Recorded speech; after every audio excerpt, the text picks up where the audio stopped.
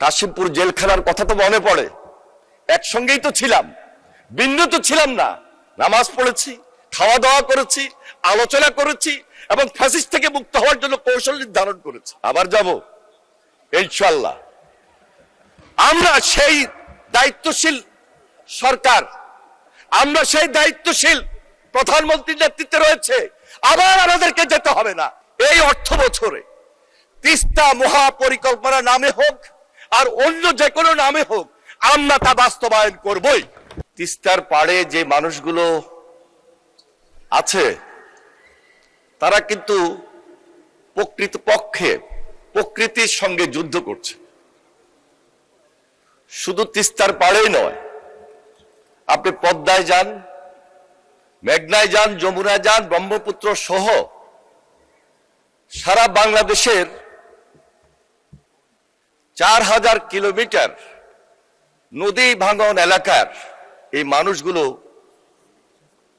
তারা প্রহর গুনছে, একটা মানবতার জীবন যাপন করছে। তাদের চোখে মুখে হতাশার চাপ। কি তাদের ভবিষ্যৎ, কি হবে কোত্থেকে? এই বাজেট তারা বুঝছে না, এই বাজেট তারা দেখছে না, এই বাজেট তারা জানে না, কিন্তু তারা বাঁচতে চায়।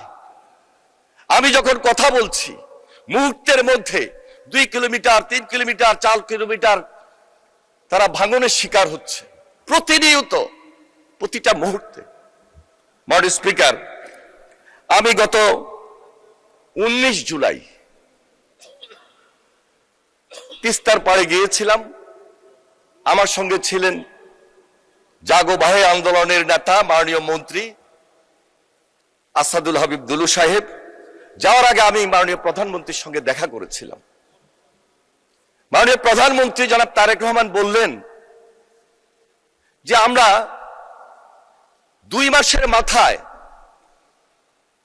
উত্তর পশ্চিমাঞ্চলের মানুষের জন্য, বাংলাদেশের 1 ভাগ মানুষের জন্য, 7 কোটি মানুষের জন্য, 37% মানুষের জন্য পদ্মা ব্যারেজ আমরা বাস্তবায়নের প্রকল্প হাতে নিয়েছি এবং একদিকে সেটা পাশ করিয়েছি মাননীয় স্পিকার।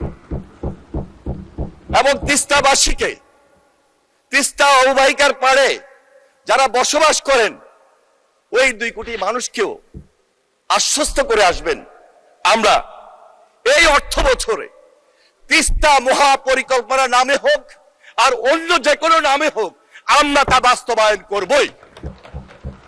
মাননীয় স্পিকার, আমার সৌভাগ্য হয়েছিল মাননীয় প্রধানমন্ত্রীর সাথে চায়না সফরে।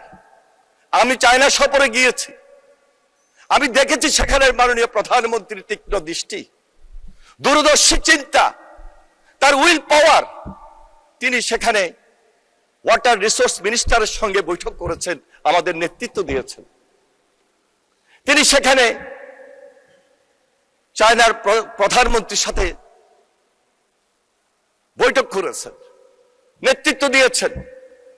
চায়নার যিনি আইন প্রণেতা তার সঙ্গে তিনি বৈঠক করেছেন এবং সেখানে আলোচনা করেছেন, নেতৃত্ব দিয়েছেন। সর্বশেষ চায়নার প্রেসিডেন্ট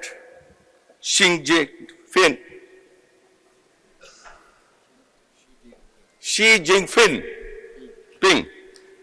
তার উপস্থিতিতে সেই বৈঠকে তার নেতৃত্বে মাননীয় প্রধানমন্ত্রী সেখানে খুব যে আলোচনাটা উঠে আসার দরকার এই মুহূর্তে, বারবার যে আলোচনাটা আমাদের বাংলাদেশে হয়েছে, তিস্তা পাড়ের মানুষকে যে আশ্বাসটুকু দিয়েছিলাম মাননীয় প্রধানমন্ত্রীর পক্ষে, দেশের পক্ষে, সেই আলোচনাটাই সেখানে আবার স্থান পেয়েছে। কারণ চায়নার প্রেসিডেন্ট ওয়াটার রিসোর্সের উপর তার একটা বিশেষ নলেজ রয়েছে। তিনি তার উপর একটা বই লিখেছেন। যেহেতু চায়না থেকেই মূল নদীগুলোর উৎপত্তি, তিনি আশ্বস্ত করেছেন, তার প্রধানমন্ত্রী আশ্বস্ত করেছেন, তার সেই দেশের অন্যান্য মন্ত্রী সহ সবাই আশ্বস্ত করেছেন, আমরা বাংলাদেশের মানুষের পক্ষে আছি। বাংলাদেশের মানুষের এই যে দীর্ঘদিনের সমস্যা তা বাস্তবায়ন করার ক্ষেত্রে সর্বপ্রথম যা কিছু দরকার সেই উদ্যোগ আমরা গ্রহণ করে দিতে চাই। মাননীয় স্পিকার, আপনি জানেন চীনের প্রযুক্তি পৃথিবীর মধ্যে সেরা প্রযুক্তি। চীন আমাদেরকে সেখানে ফিজিবিলিটি স্টাডির মাধ্যমে টেকনিক্যাল সাপোর্ট দিতে তারা সম্মত হয়েছেন। শুধু তাই নয়, চীন সেখানে উল্লেখ করেছেন বাংলাদেশের সামগ্রিক নদী ব্যবস্থাপনায় যা যা কিছু দরকার চীন সরকার তারেক রহমানের পাশে থাকবে, চীন সরকার বাংলাদেশের জনগণের পাশে থাকবে। মাননীয় স্পিকার, আমরা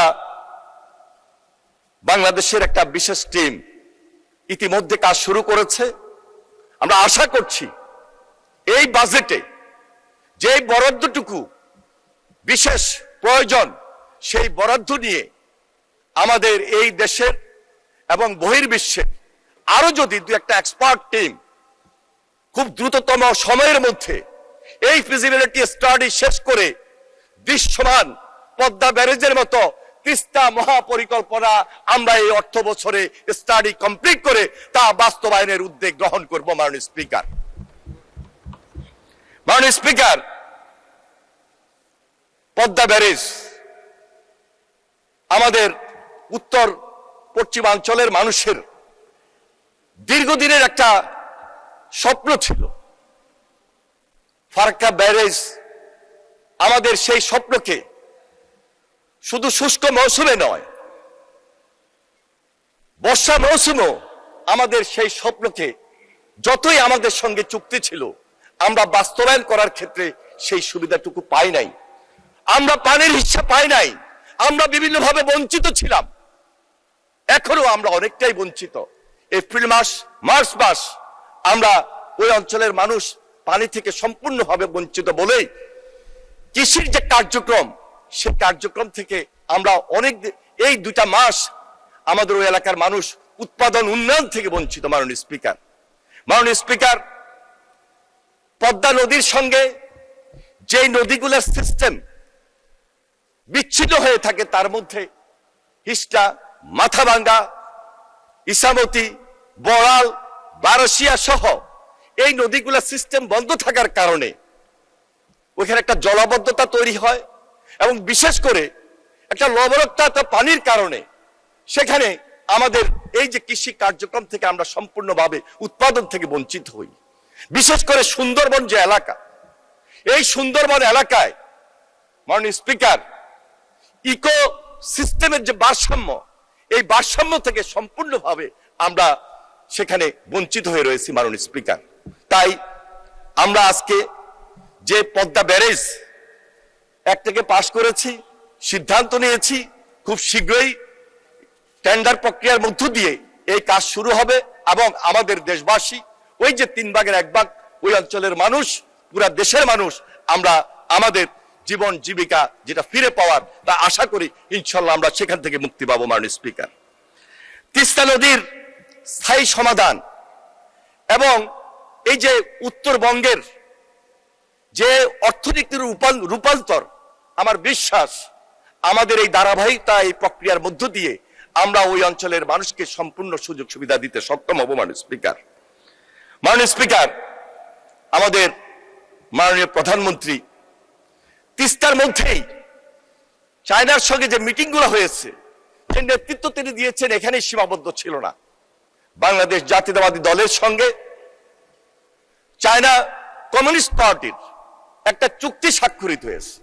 এই চুক্তির মধ্য দিয়ে তাদের সঙ্গে আমাদের একদিকে পিপল টু পিপল যে কন্ডাক্ট, আরেকদিকে রাজনৈতিক যে সমঝোতা, রাজনৈতিক যে সহযোগিতা তা আমরা নিশ্চিত করতে সক্ষম হব। মাননীয় স্পিকার, মাননীয় স্পিকার, আমাদের বাংলাদেশ এবং চীনের মধ্যে যে দ্বিপাক্ষিক এবং কৌশলগত যে সম্পর্ক এখানে যে আলোচনা স্থান পেয়েছে, এটা একটা অভূতপূর্ব উচ্চতায় গিয়েছে। মাননীয় স্পিকার, যেখান থেকে একটা অর্থনৈতিক মুক্তি আমাদের চলে আসবে। মাননীয় স্পিকার, মাননীয় স্পিকার, আপনি জানেন যে কঠিন চ্যালেঞ্জ নিয়ে আজকে আমরা মাঠে নেমেছি।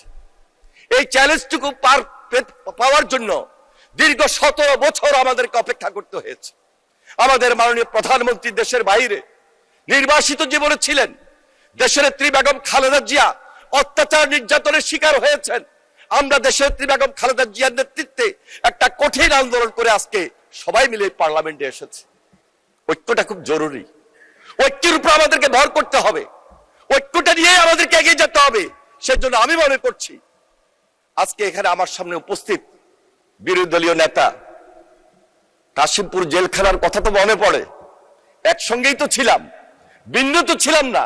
নামাজ পড়েছি, খাওয়া দাওয়া করেছি, আলোচনা করেছি এবং ফ্যাসিস্ট থেকে মুক্ত হওয়ার জন্য কৌশল নির্ধারণ করেছি।